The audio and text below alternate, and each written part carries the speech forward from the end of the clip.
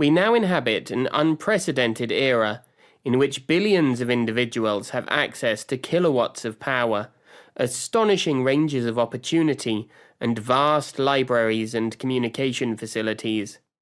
The amount of available energy and information per capita in the anthroposphere began to climb exponentially in the latter decades of the 20th century.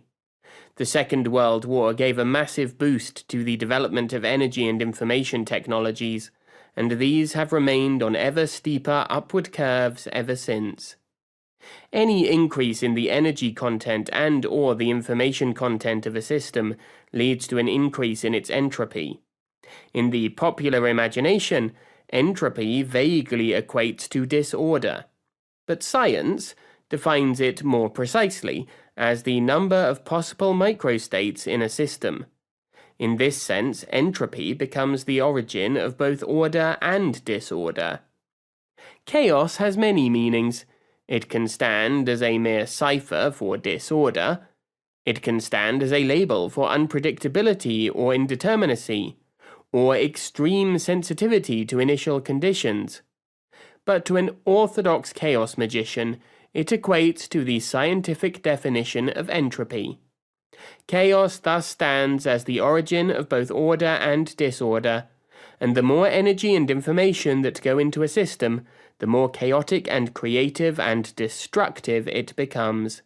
So, welcome to the pandemonium of the 21st century, where due to energy and information overload, the chaos in our systems, in our minds, and maybe in the entire anthroposphere, tends to go exponential, or bust if we don't take care. But in the meantime, nothing is true and everything is permitted, nothing is sacred and everything is relative and quantum, yet nothing has being and everything consists of doing, so nothing has absolute truth and anything remains possible. The information superhighways bring a cornucopia of religious, mystical and occult ideas to the supermarkets of belief, along with a plethora of consumer choices and personal identities to select from. These all contradict each other in detail.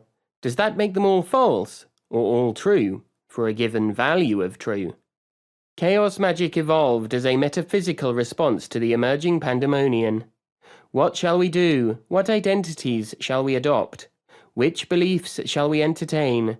How shall we try to manipulate ourselves and our environment in the post-truth era?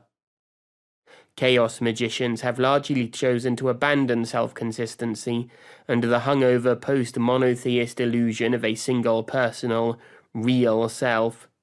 Instead, they choose to evaluate ideas and techniques on the basis of their meaningfulness and usefulness, on the magical principle that as all ideas originate from the imagination anyway, imaginary phenomena must have very real effects.